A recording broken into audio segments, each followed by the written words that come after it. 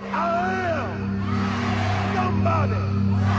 I may be poor, but I am somebody.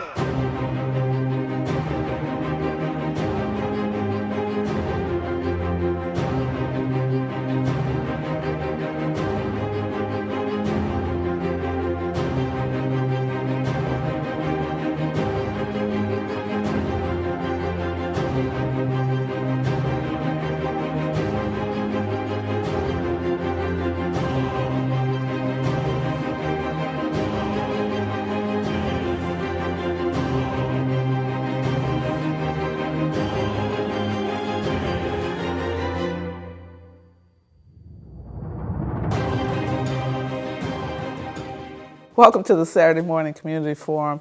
I'm excited today. We have so much to cover, and we're moving towards summer. It's getting warmer, and so we are moving towards our convention as well. Today we're praying for the family of Ed Callahan of Callahan Funeral Home on the loss of his twin brother. And we're also praying for the Staples family, Mavis Staples and the entire Staples family, on the loss of their brother, Purvis Staples. Both of these families have been with PUSH across the years, supported us, and so we're praying for their strength during these valley moments. On a good note, we want to celebrate 90th birthday of Willie Mays, a legend, baseball legend. I mean, he's had the 6th most home runs of any baseball player in American history. And so happy birthday to Willie Mays.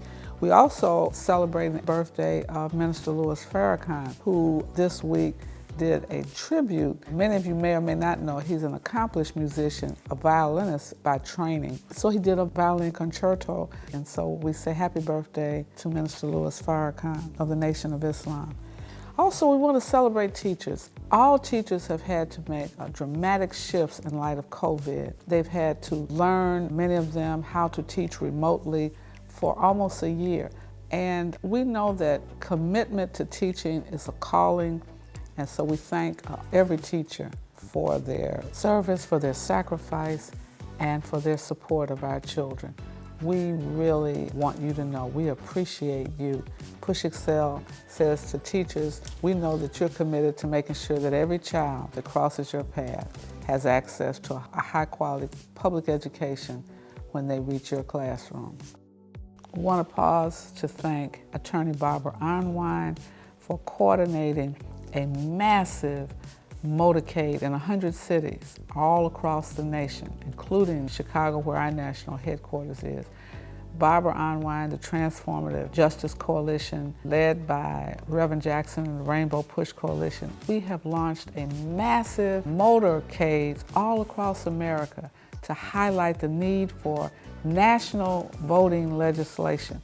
You remember that voting rights has been challenged for a number of years. You may or may not know that 47 states have passed voter suppression laws. Therefore, we need federal voting rights legislation like we've had in the past, like the 1965 Voting Rights Act, which was gutted by a Supreme Court case. We now ask you to urge every congressperson, every senator, to pass what we affectionately call the John Lewis Voting Rights Act, but it is shown as SB 1 and HB 4, House Bill 4. We want your congresspeople, wherever you are, to push this legislation through the United States House of Representatives and through the Senate. We need a federal right, protected right to vote now, so that every vote will count and everyone can be counted, because everyone will be able to vote without any tactics to suppress their vote. Last week we told you that Mrs. Jackson was receiving her honorary doctorate of humane letters from her alma mater, North Carolina A&T. We're just going to show you some highlights of that great honor. Congratulations again, Dr. Jacqueline Jackson. Aggie born, Aggie bred, and when I die, I'll be Aggie dead. And I promise never to say that to anybody, but I've heard it all over the country.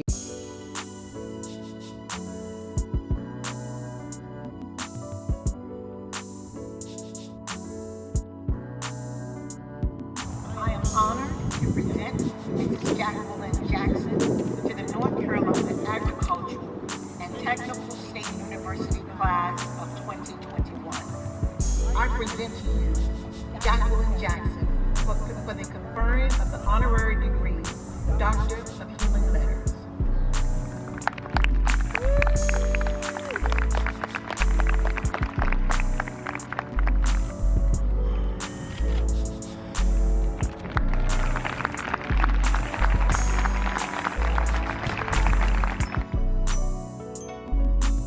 A&T is a very important part of my life because not only did my husband and I attend this university, but I have 5 children, and I was able to convince 3 to return to A&T because I felt 3 things that shaped their character in their living experience is present here, and I'm sure it is still here. That's humility, self-reliance, and of course, the pride that exists on this campus.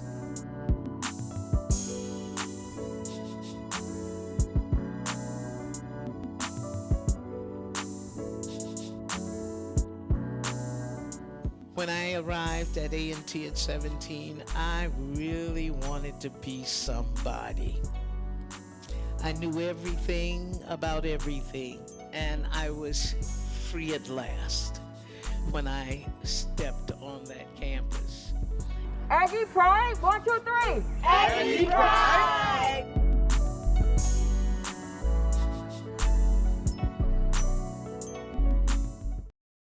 I know you wonder, where is Reverend Jackson? He was in North Carolina with Mrs. Jackson. He is now in Atlanta.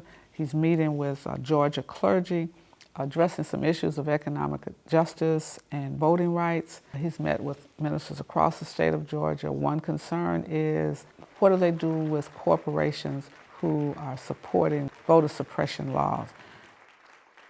Without any further ado, I'm going to turn it over to our leader and someone that has given his life to service, to advance our community.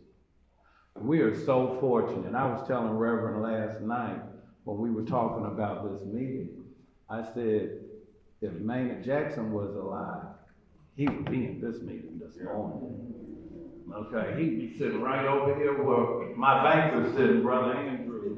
Thank you for covering payroll, Doc, on a real job on Friday. We got my banker in the house, all is well. You and the gang come back. Thank you, sir. And so, I'm not a Democrat or a Republican. I'm a still Jasper Williams line. I'm a Jesse-crat. Because he said, whatever Jesse say, it's going to be in our best interest. So without any further ado, I'm going to allow my leader, my friend, my mentor, Reverend Jackson, share with us what's on his heart this morning in terms of the city of Atlanta. But Reverend Jackson, this is Atlanta leadership, and we're asking you to help give us direction and guidance on how we need to organize on the ground as you travel around the country and around the world and deal with the leaders and continue working on the system while we work in the system and through the system. Good morning, everybody. Today's Republicans, yesterday's Democrats. They changed names, changed uniform. The game said the game is the same. The game is the same. The game is the same. The game is the same. They changed uniforms so that the bigotry that we fought down here before, all those are now Republicans.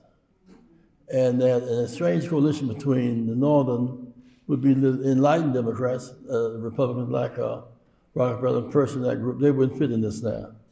They're not following Abraham Lincoln. They're following Jefferson Davis. Here, the Confederacy. Their belief is in a line: slavery, secession, segregation, sedition, and supremacy. So this is slavery, slavery, secession, secession, sedition, sedition, segregation, segregation, and supremacy. That's the point of view. That's what they believe. They rally around that. These forces now, they fought for slavery. They fought for segregation. They fought for secession, engaged in sedition, believe in white race supremacy. That's their ideology. And that tore our country apart, of course. Lincoln was a Republican. Emancipation Proclamation, big deal. Most of us have not, we should read it, Paul. Leaders, we should read it and understand that first time we ever hit the soil of America as freed people, any of us, was there, it was signed. He said, you're free to be citizens. You're free to be citizens. You join the military. Join the military. You have the right to man ships. You have the right to man ships. If you leave the plantation, you leave the plantation. Nobody tries to stop you. No one tries to stop you. You have the right to fight them. You have the right to fight shoot them. I said, man, that's a heavy piece of document now. We kind of hit it, Emancipation Proclamation. It's a big deal. And they won the war. The North would not fight the slavery because they had so much slavery in the North. They fought to save the Union. Blacks fought to end slavery. Kind of converging agenda. So when it was over, the reason why the South was winning, they was as far as north of Antietam, Maryland, they was Gettysburg. 200,000 blacks joined the Union Army. We beat the South. So we beat the South. The deal was sealed, but we saved the Union, we won the South. So Lincoln freed us.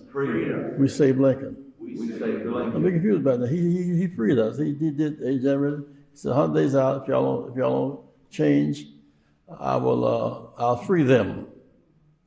Them who reverence your economic backbone. This is religion, y'all. True. This ain't just politics. This is religion. Yes. They're blinded by their religion. And their religion say race supremacy, secession, sedition, segregation, slavery. Keep them 5 S's in your mind because that's the line of thought. Now, today's Democrats and yesterday's Black Republicans, you have a big moment here. The mayor have resigned so quickly, threw us in chaos, but it need not be chaotic. We follow a formula. So formulas matter. Formulas matter. Jack and my wife is 58 years now. When we first got married, Jack couldn't cook biscuits. It was a key to our marriage, the biscuit thing. So she would try to cook them, bless her heart. We had a new stove. Grandma had a stove, had 3 legs on it, and a brick on the one leg to keep balance. And grandma, her biscuits always rise. Jack was like unleavened dough, like communion biscuits. But Jack was beautiful. We were in love. Had 2 boys in 1 year. They weren't twins. We were very much in love. Love don't make biscuits rise. Love don't make biscuits rise. Baking powder. Baking powder. Make biscuits rise. Make biscuits rise. So no matter how we had better stove than grandma had, more education grandma couldn't read and write, never went to school in her life. We had all, but we couldn't make biscuits rise. Formula. Georgia is really on our minds now. Atlanta is the capital of Black America. When I came back, I didn't want to come back because it's a decision you have to make. But this is the capital of Black America. As Atlanta goes, so goes America, African Americans. You are a frame of reference. You have you have a national responsibility. So whenever we move with power, we succeed. Now my point is that the stakes are so high. That means so much to us. This is the capital of Black America. Whatever Harlem once was, because so many of us went to Harlem. Atlanta's our capital. We look to Atlanta for leadership, direction. Georgia, when you have a Warnock and Ossoff running for the Senate, you have to think about Smyrna Goodman Cheney. 2 Jews and a black died in Mississippi, right? They fulfilled the dreams of Smyrna Goodman Cheney. So all this stuff is connected. History matters. History matters. God has not missed a day since he started making days. So everything is connected. Everything is connected. Right? You may not know the history, but it exists. Everything is built upon something else. In one sense, no Rosa Parks, no Dr. King, no The Minute Maid, I mean, so everything is connected. So 4 stages of our struggle. Now, 4 stages. Number 1, in slavery. Number 2, in Jim Crow. Number 3, right to vote. You got out of slavery, out of Jim Crow, and starved to death. But you have access to capital, industry, technology, and deal flow. You're free, not equal. God will give you. God will give you as far as you can see. As far as you can see. Can't see it. If you can't see it, can't have it. You can't have it. Except faith. Faith. Only thing that lets you see around the curve Is the only thing that before you get to the corner. Before you get to the corner. That preacher. Amen. Yeah. Thank you, yeah. Reverend. So thank you very much, guys. Thank you.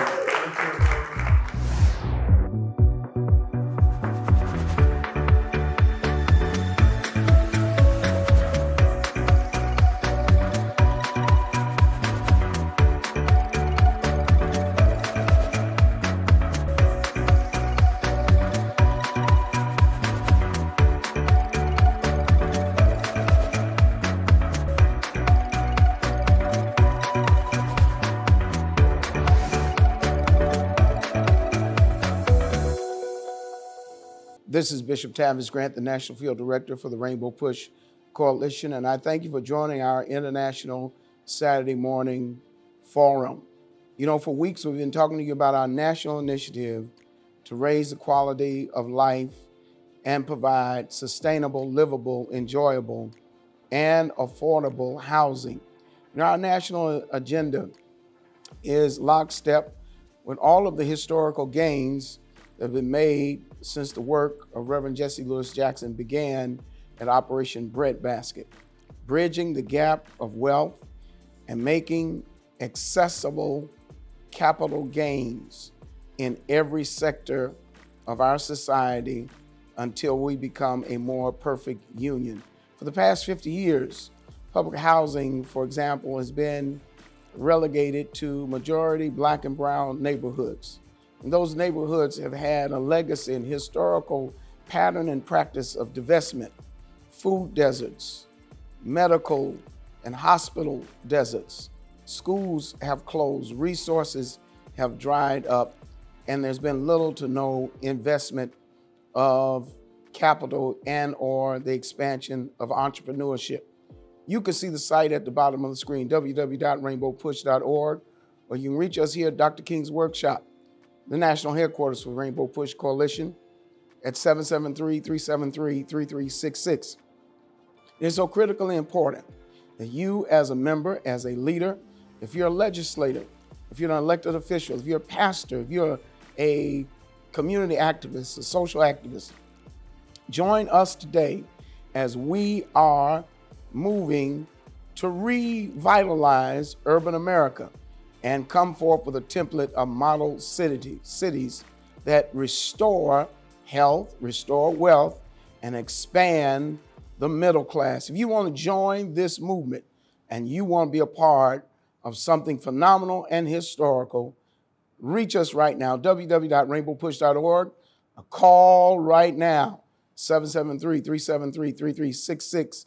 Freedom on your dial, or hit us on Instagram and or Twitter, and subscribe to our YouTube channel. We are keeping hope alive. Push Excel is inviting you to participate and apply for the Aramark Scholarship. This award is going to go towards 10 high school CPS seniors. Anyone that is interested in pursuing a career in building management or trade, please apply at www.pushexcel.org for a $2,500 scholarship. If you are interested, you can have a career going to Kennedy King College with the scholarship, and we want to partner with you to succeed. Attention high school seniors and college freshmen, sophomores, and juniors. If you are in need of financial assistance, Push for Excellence offers a variety of scholarships for which you may be eligible to apply. Whether it's the Jesse Jackson Fellows Toyota Scholarship, the Cirillo McSween New York Life Scholarship, or the Oralee Sanders Scholarship, Push for Excellence strives to offer something for everyone.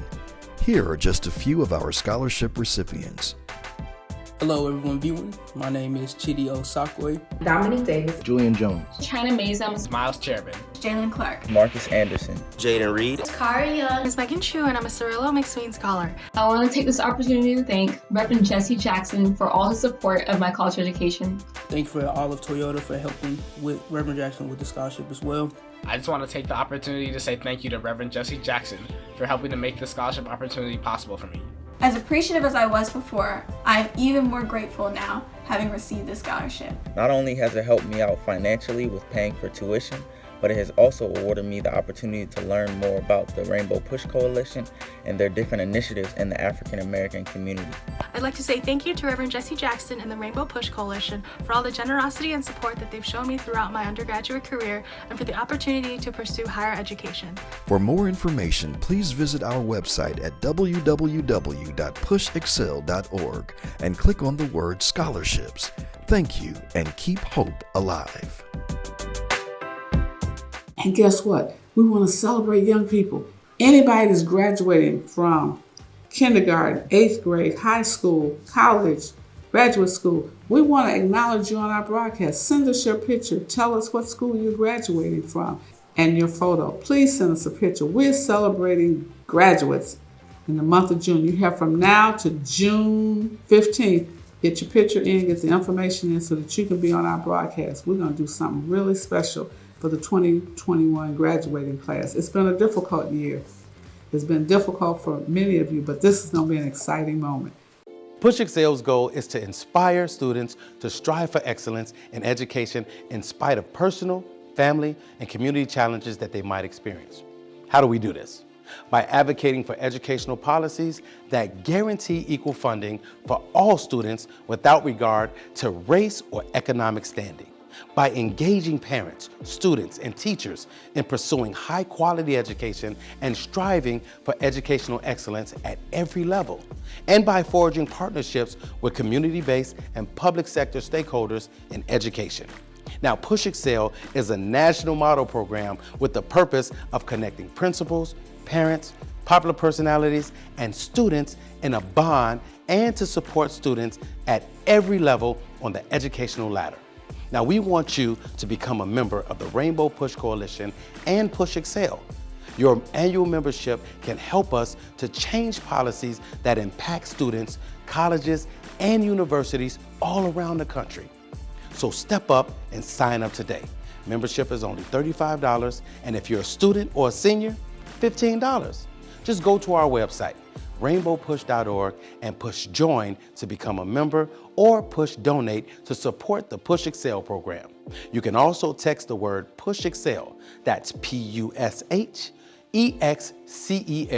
to 41444 on your cell phone, and you can give us any amount that you feel comfortable giving or call us at 773-256-2775. Wherever you are, you can support us as we keep pushing for you. And remember to keep hope alive.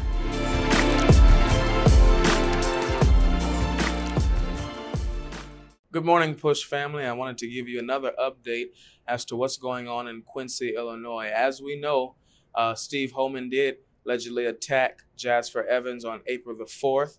And as of now, on May the 4th, he did appear in court to see about his one count of aggravated battery. Of course, Steve Holman pled not guilty to that count. And so now he is scheduled to appear in court again on July the 6th at 8:45 a.m. We know that he was indicted on April the 29th, and he relinquished his liquor license, and we're still looking to see how we can have that license revoked. It's no surprise that he pled not guilty to this attack. And so now we have to follow what's going on until July the 6th, when he's scheduled to appear again. As of right now, Steve Holman is also out on $25,000 bond with only 10% to apply, which means that he was able to put up $2,500, and he walks free until his next court date on July the 6th, 8:45 a.m. We are still rallying justice for Jazz. We are not going to leave this story alone. We're going to follow this all the way into the end because we believe that there is justice to be served on behalf of Jasper Evans that's going to have to come at the hand of Steve Homan. So as of now, those are the updates, and we'll keep you posted on what happens next. Greetings, everybody. This is Dr. Joseph Bryant Jr. I'm the Executive Director of Rainbow Push Coalition Silicon Valley and our Push Tech programs. And first of all, let me extend my most sincere thanks to all of you for joining our wonderful Push Tech Summit this past week. It was exciting, it was memorable, it was impactful. I want to thank all of our amazing sponsors, all of our fantastic speakers. I want to thank Reverend Jackson for his vision that he launched in Silicon Valley that has evolved into what we know as Push Tech. This year, our 6th annual Push Tech Summit. It was amazing. So thank all of you for participating. Thank you for attending. Thank you for being a part of what we do as an organization. My window, my region, our area, Push Tech, is just a small piece of the big picture of what Rainbow Push does all over the country and all over the world. And so we're getting excited about our upcoming convention, which is going to be July 17th through 21st. But we want to share with you just a snippet of what we experienced this past week. It was fantastic. For anyone that missed it, you can still go to our website and check out the entire conference. But there was one portion that we kicked off the event with, and it was very meaningful, very special, very significant, as our leader, Reverend Jesse Lewis Jackson, joined with his longtime friend, Congresswoman Barbara Lee, and the amazing Angela Rye for a fireside chat. We want you all to enjoy this today and get ready for our convention. Make sure that as we continue to pour into you, you connect with us in every way possible so you can see the amazing work that God is using our leader, our satellite offices, our headquarters, and everyone connected to Push to impact. So here it is, my friends, the fireside chat. Reverend Jesse Jackson, Congresswoman Barbara Lee, and the inevitable Angela Rye. It is my joy and pleasure to be here in what is now a very historic and regular occasion for the last several Push Tech summits. I have had the great privilege of sitting down with 2 of my favorite leaders, 2 mentors, 2 freedom fighters, and 2 of the bravest soldiers in the war to ensure that tech becomes more diverse and becomes more fair and equitable for all of us.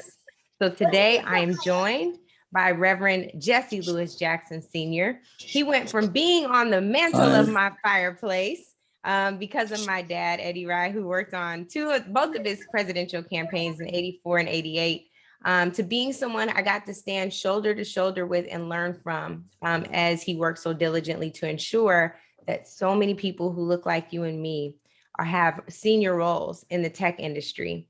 And also today we have Congresswoman Barbara Lee, who represents Oakland, or as she says, Wakanda. And yes, there she is.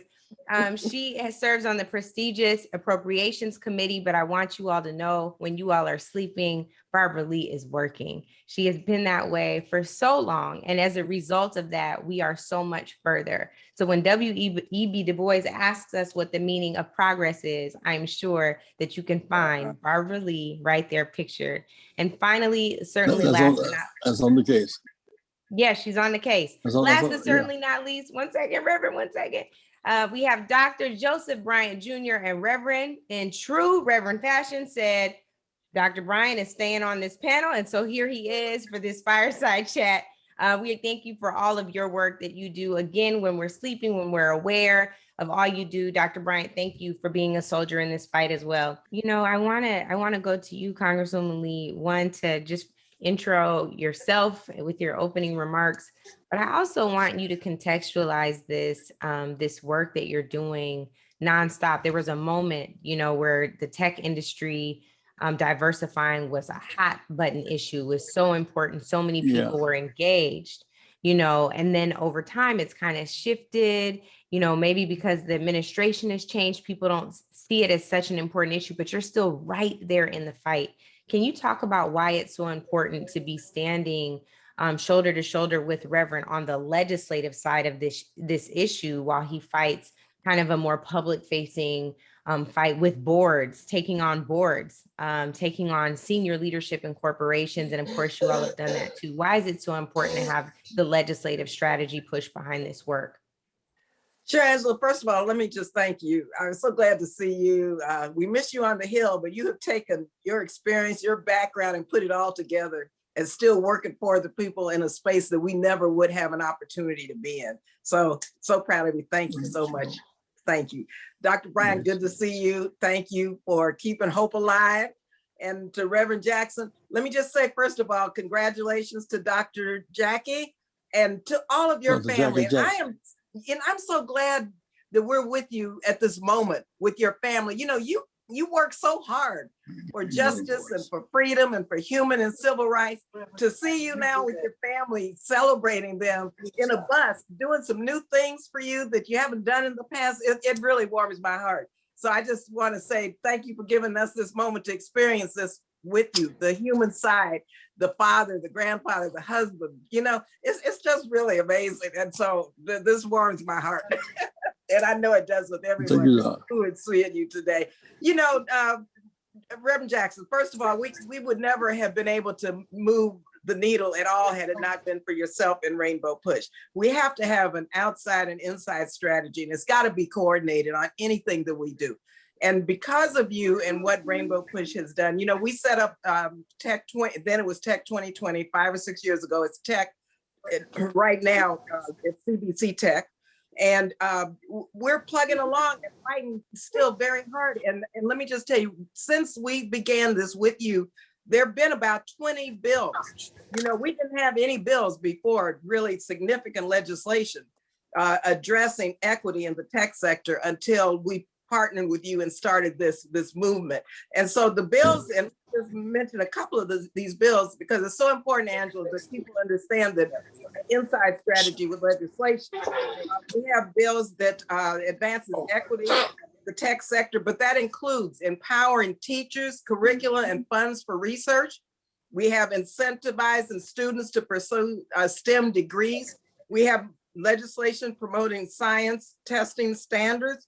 We have legislation that offering grants for STEM education. These are just a few. And as a member of the Appropriations Committee, we have, and it's because of the push from Rainbow Push and CBC Tech, that we've been able to get millions of dollars into the Department of Education for STEM education for girls, low-income communities, communities of color, to really begin to provide STEM education in the public schools. And so we're working on all fronts, the policy front, the legislative front, as well as the appropriations fund to get the money right away. Sometimes legislation takes forever, but as an appropriator, we figure out how to use our opportunities to direct money to the goals of what we have to achieve as it relates to the goals of Tech 20, of Tech, CBC Tech, and Rainbow Push Tech. Now, what's phenomenal is they talk about the ingenious of Gates and all that in Silicon Valley. So with a defense contract, the research done by the Defense Department. It's a government-sponsored, government-subsidized industry, right? And now I'm glad to see that because we went Mr. Rogers tried to run us out of Silicon Valley. He was like our Bull Connor. We went back with Butch Wing. God bless Butch Wing. His wife died so suddenly a month ago. We're still bleeding from Butch Wing is a force in this movement, to be sure. But anyhow, we went to a HP board meeting, and they wouldn't let us in at first. They said we were shares of stock. We got in the meeting, got the microphone, and I made the case that you sell these products all over the world. Two of the founders really of HP were black. Still living in old men, still live in Silicon Valley. They didn't get a chance to expand it, they were left behind. Now they broke into two companies. There are two blacks on each board, Silicon Valley. There's board of Amazon, of Microsoft, of Apple, of Facebook. So we wanted to go beyond those persons to the C-suites. Beyond C-suites, the issue of supplier contract development. Up in these hills, you can see number of trees and people in the trees, but they have high tech, right? And the hills, nowhere it is not. It's impactful on transmitting information to us, good and bad, is hard to explain. You know, Reverend Bryant, I want to turn to you. Reverend Jackson has been quoted as saying, that companies must set specific, quantifiable diversity and inclusion goals, targets, and timetables. Without them, the ability to measure and be accountable for progress will be difficult. We know that Rainbow Push historically has not just done this work with tech. This is the last of, a long strategy of ensuring that the automobile industry is more diverse, that Wall Street is more diverse, and the tech industry is just the latest example of that. Talk about why you all took on tech and how important it is to continue this beyond 2022. Congresswoman Lee's point, like, we'll just change the name because we're going to keep going, right? So I want to hear from you on that. Exactly. And that's been a part of Reverend Jackson's vision all along. And that's why, as we engage this year for our summit, we're calling it Push Tech Diversity and Inclusion. We're leaning in because the whole idea of this concept came from Reverend Jackson's ingenious plan to have us approach the companies and ask them for the diversity numbers. We asked them for their EEO-1 reports. We asked them for their data on how many percentages of African Americans and Hispanic Americans and women were part of the companies from top to bottom. And the data gave us they were embarrassed. Right. The data gave us the ammunition to be able to speak to the issues, because we didn't want to just say to them from an emotional perspective that we need you to make changes. We wanted to show them with their own data that you all are not having your companies built with the same type of creative energies and the same type of diversity that your consumer base has. And so this is going to be an ongoing battle, simply because many of them not only were embarrassed, as Reverend Jackson said, but they didn't realize they had not been inclusive in their strategies, in their plans. They had been very tunnel visioned in how they did their hiring practices, how they opened seats of leadership and management. So it was so important for us to begin with the data, continue to go back to them and ask them for updates and reports, and from the work that Congresswoman Lee is doing, to be able to legislate some of the changes that needed to happen from a business and corporate perspective. Because in order for Silicon Valley and the tech industry to change, we knew there had to be, as she articulated so well, an inside and outside game where they became more aware as we continue to push from the outside to ensure that diversity became a reality. Joe, let me make this observation as well. When we went to Louisville and worked with Breonna Taylor's case, half of Black Louisville does not have internet. We're working on a project right now called Concordia Project. So the people live there, mostly Black women, mold and mildew and stuff in their houses. His asthma and dying. Well, 3 other apartments, not one Wi-Fi, not one internet. So that's why I need to expand it continuous. We now got youngsters in jail in Chicago, in Illinois, really, with precincts in the jail, learning as they go. And the kids, they usually get some of the jail time, learn basic, apps and codes and programs. So I'm excited.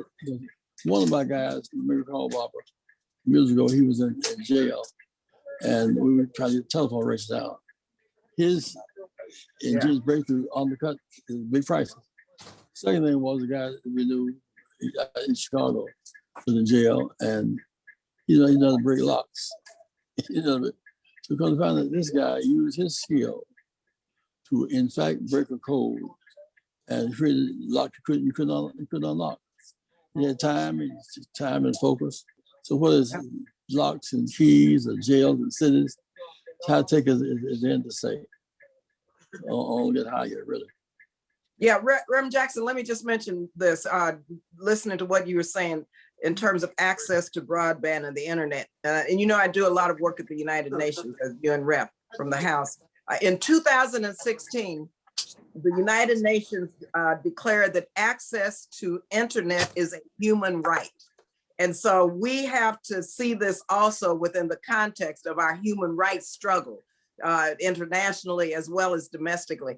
And with regard to what Dr. Bryant mentioned in terms of the EEO data, EEO-1 data, we couldn't do anything on the Hill had you not been able to and continue to push for the release of this data. Because guess what? We have Black caucus chairs, Hispanic caucus chairs of committees that can either handle this, the oversight with sticks or carrots. And do we need more regulatory sticks? Or are they going to comply with goals, timetables, inclusiveness, and racial equity or not?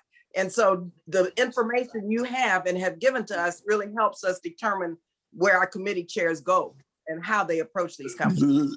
The real demographics lend itself to what we're talking about. For example, globally, half of human beings are Asian, half of them are Chinese. One is African, 1/4 Nigerian. 2/3 of our nation speak Spanish. English is the minority language in America. English in America is a minority state. You put together Russia and the US, that's 6% of the population. 94% of people, almost people of color. We have an obligation to fight for the right reasons. The reason why they don't kick it back too hard now because the ghetto represents money market, talent, location, and progress. The people who are unserved and underserved limit the growth of the companies. Let me say this: when son's me when I was out there with Reverend Brian, some seniors in his church, quote unquote little old ladies, order their medicine and shop now online. That's a big deal, huh? There's no cab fare, and no begging somebody to get their medicine. They get it online. So we have to this is a phenomenal time in which we live. I want the listeners, the viewers to hear this because Reverend Jackson was able to watch seniors older than him get email addresses for the first time, have access to the internet, and then, as he mentioned, order their medicine, and then be able to now, because of the pandemic, order food, DoorDash, and Grubhub, and use social media to stay in touch with their families. Reverend Jackson's vision has allowed us to be more ready for something that we never expected to happen with the pandemic, but it's really benefited our community at large. But for seniors, it has been really a lifeline. And for those churches that have tapped in, they've really utilized it. And so, Reverend Jackson, thank you for having that kind of vision to make us ready for something that we didn't know we had to be ready for. You already ready. This man's a minister, jazz pianist. He's a Renaissance man. Let me put this to you, Angela. We have a situation that we organize 1,000 churches, 50 in 20 major markets. The 100 markets in America. We drive to Black and Brown, 100 markets. San Francisco to LA to Denver so Black and Brown people must see this as an opportunity to make a big deal. The thing that I'm hearing is you all celebrating all of the work you all have done, as you should. It's so important for our people to know how important and critical this mission has been to you, Reverend Jackson, and you, Congresswoman Lee, and you, Reverend Bryant. But what I want to know is if the tech industry, from your standards and from your shift towards racial equity, has matched your effort.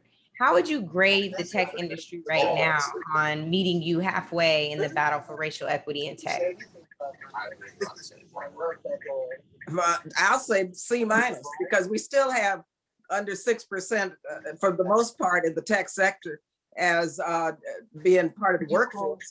We don't have a lot of contracts and suppliers who supplied the goods and services to the tech sector.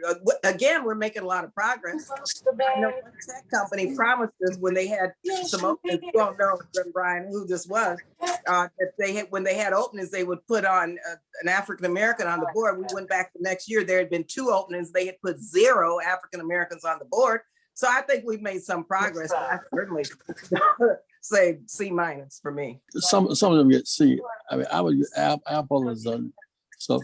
Cook and Dr. Jackson have done. Other companies have not done.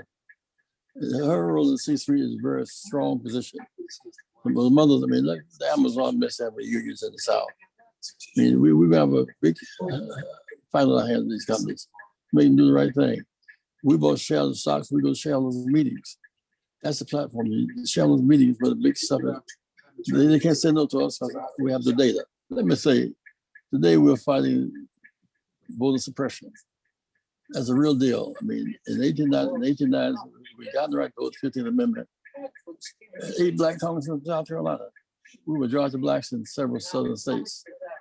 They took terror. They drove us out, shooting us, hanging us, lynching us, burning churches. Whole towns like Rosewood, Florida, Tucson, Oklahoma. This crowd here, the difference between us and them, we have knowledge of what's happening. We have access. We're not limited to a newspaper. when Dr. King came to my home in 1967, we were doing a strike at the Claus and Bakery. And he spoke, 4,000 people came. They didn't have a single newspaper item or picture of him being in Cherubia. They're ashamed of that today, but they use blockers out the paper. So when they move on Trump by his fascist tendencies, it's because we have enough good sense to know that we should not drown in our own blood. Angela, you're special to us, Angela. Thank you, Joe. What a special treat. Like, I love y'all. Y'all aren't just family in tech, it's just period. And so I was so happy that we got to do this again, Congresswoman Lee, because it's like our family reunion to also check in, say, how are you doing? But also, how's the tech industry doing? When you consider, we just heard some grades. Reverend Bryant, you actually didn't give your grade yet. So I want to hear your grade for the tech industry. And then I want to transition to talk about the folks who are in place and how many more we need. C- sounds pretty accurate to me. There's been some nice progress made, but when you start so far behind, you've got a long way to go. And so I think C- is pretty gracious, but it's relatively accurate. We don't want to discourage them. And so we'll give them a C-. Okay, that means they got some work to do because that's still below average. I want to know if you're directing a call to action to me. What would it be, and how I can spread that same word to my friends who are in the tech sector and are not. All of us are involved in tech in some way. We are literally on the opening session on Zoom, a tech platform. You know, when I talk to Ms. Lee, mostly it's on iMessage. You know, this is how we communicate. It is literally embedded in every aspect of our lives. So when we talk about ensuring that tech is just as responsible for us as we are for them, what does our collective call to action look like? I will start with you, Reverend Bryant, and I'm going to end. I know it's normally ladies first, but I'm going to end with Congresswoman Lee to close us out. Well, I'm going to yield most of my time to Congresswoman outside of just saying thank you. And Angela, just, you are such a strong force for us. You make us so proud as we watch and listen to you advocate for us constantly. You do so with such a degree of polished professionalism and power all at once. And you speak our truth in a way that everyone understands it, regardless of what type of panel, what type of moderating you're doing, what type of interview you're doing on various networks. And I think that it's important for us to just appreciate you, because your stage, your platform is being used to help further this message for us on social justice, on equality, on equity. You are such a part of this. So I want to just say thank you and then yield the floor to Congresswoman Lee. Well, I have to say, I associate myself with all of your remarks, Dr. Bryan, but I just want to add that Angela also is a deep thinker, and she does a deep dive, and she understands intersectionality. And our people need to really know that intersectionality, what affects one affects all, what affects this industry, what affects the employee, the workforce, the contracts, the C-suites, the board membership, affects our community in general. And so we have to see, and Angela has really got this genius about her that she can put all this together where people understand that unity and seeing these issues and how they intersect really is the only way that we can move forward. And so Angela, I would just say, my marching orders is use technology to save our democracy. Register to vote. I know Reverend Jackson, Dr. Bryan, you know this because we're at the brink right now. And so what in this world, I don't care if you're in the tech sector or where we are, my marching orders are use technology to register to vote, to organize, to mobilize, because this is not in a vacuum. This is a political struggle. And if we don't understand that, and if we just stay in our silos in terms of whatever we're doing professionally, then we'll never make progress. And so this technology is so important to get people to the polls and to register to vote. Finally, it's extremely important to get people to get to your members of Congress, and we can give you all of the bills, all 20 bills, to have your members of Congress say, yes, I'm gonna co-sponsor each and every one of these 20 bills, because that's what happens, Angela, you know, in Congress, it's the numbers game.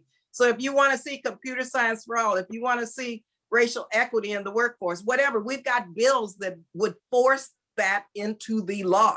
But those bills aren't going to pass unless your member of Congress says yes to them. And so whoever your member of Congress is, whether it's CBC or not, go to that member of Congress, say, co-sponsor the following 20 bills, hold your elected officials accountable. That's my marching orders. I love that. It's all political, okay? I'm waiting for this op-ed to come out from Congresswoman Lee and Reverend Jackson that's called "The Fight for Equity and Technology is a Political Struggle." Like you said, that is a thing. And so in the 50th anniversary year of the Congressional Black Caucus, to sit with a former chair, one of the most meaningful, dopest workhorses I know, Congresswoman Lee, and Reverend Bryant, for your grace, for the way that you stand alongside Reverend to ensure his consistent dignity, to know that, to make sure that we all know the work that he's done and that he's not doing it alone.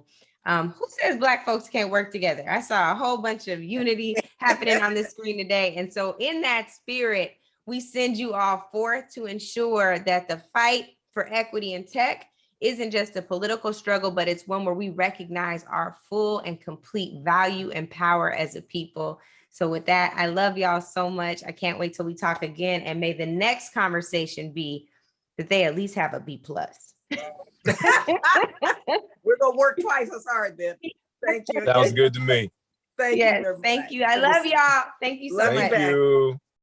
Now, we have several ways for you to get involved with PUSH today. First of all, you can become a member. That's very simple. You can go to rainbowpush.org and you can pay $35 if you're under age 65 and not a student, or you can pay $15 if you're a senior or a student and become a paid member of the Rainbow Push Coalition. Membership matters. And then the second thing, if you know of a student who's in high school, 9th through the 12th grade, they should be a part of our virtual college tours. This year, because of COVID-19, we're having virtual tours. We're going to some 8 historic Black colleges, but we're going to other colleges. Have them register for the virtual college tour. That way they can begin to decide early on where they might want to go to college, what college offers for them. The third thing you can do is, if you know a student who will graduate from 8th grade, 12th grade, college, community college, or graduate school, have them send their photo and a 2-line, 2-sentence bio, which says the school they're graduating from, the year, the grade they're graduating from, so that we can pay tribute to them in our baccalaureate service on June the 27th. That's like a graduation program. We're having a graduation program to celebrate students that you know. Have them send a photo, 2-line bio. We want to salute them June 27th. Right now, you can register for the Rainbow Push Convention. It's virtual. All you have to do is register. You're going to get so much information. You're going to get so many connections that you normally would not have. You're going to be ready to join us when we leave the convention. We're going to be taking some aggressive actions to end voter suppression. We're going to deal with housing. We're going to deal with education, educational equity. We're going to deal with opportunities for jobs and contracts. You don't want to miss this year's convention. Register now. Go to rainbowpush.org. It's only $35. Everybody can be in. Everybody can serve. It's something that you can do. For 2021, we're excited to get more people engaged and involved in Rainbow Push, supporting the programs of Push for Excellence and the Citizenship Education Fund. Now, if you're interested in public policy and you want to help change the policies that impact those who are incarcerated, you can do so. If you're interested in impacting public policies that benefit education and businesses with social economic solutions, you can do that as well. You can become a policymaker by becoming a member of Rainbow Push right now. Now, if you believe in the scholarships that we've given to thousands of students each year, you can help us out. We've awarded more than $10 million in scholarships year to date. Now, you can help young people achieve a higher education by becoming a member of Rainbow Push right now for the annual fee of only $35. And if you're a student or a senior, it's only $15. you can help us make a difference in the lives of millions. Now, if you watch us every week, or if you listen to us on the radio, or if you're viewing on social media, we need you to become a member. And how do you become a member? It's simple. Visit us at rainbowpush.org and press join. Maybe you'd like to support the work of PUSH. If so, it's really simple. You can do so by texting the word PUSH, that's P-U-S-H, to 41444 on your cell phone, and you can give any amount that you feel comfortable giving, or you can call us at 773-256-2775 or go to rainbowpush.org and push donate. So whenever you want to support, you can do it from anywhere. So keep pushing, because we're going to keep pushing for you and keep hope alive. Attention college freshmen, if you are a business or engineering major with a 3.0 GPA and will be starting your sophomore year this fall, Toyota has an opportunity just for you. The Jesse Jackson Fellows Toyota Scholarship is a $25,000 scholarship that is renewable for 2 additional years and includes summer internships. The deadline to apply is May 31st. For more information, visit www.pushexcel.org today. Dr. Kim, I went to jail with a group of 7 students July 17, 1960, almost 60 years ago. We never stopped moving. I lost a few of jail cells and death. We never stopped moving. I thought it was time to write some of it down so the older generation can learn how we did, and what we did, and how global it was. Whether speaking about Mandela in South Africa, India, Qatar, Gandhi in India, here at home. This book tells the story, so please get it and give it to your friends. Read it, let's argue about it, let's discuss it. Yep, so the book is Keeping Hope Alive, Sermons and Speeches of Reverend Jesse Jackson Sr. It's quite a good collection. You know, we've got sermons and speeches from around the globe because you have made such a global impact, not just here in the US, but around the world. Thank you for tuning in to our International Saturday morning broadcast. We need your support. Here are ways to give to Rainbow Push Coalition. Text PUSH, P-U-S-H, to 41444 to support the work of Reverend Jesse Jackson Sr. and Rainbow Push Coalition. When you shop, Amazon gives. Visit Amazon Smile and select PUSH for Excellence as your charitable organization by starting your shopping at smile.amazon.com. Get involved with the movement.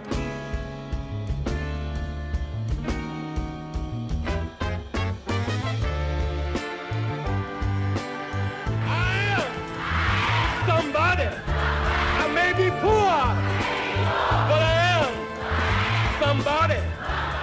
Join the movement. If you're not a member, become a member. I am somebody. Fighting the most important battles for freedom and justice for all. You made us change. Oh, trying to bring closer. Join Rainbow Push. But you're not pushing me away. Join the movement.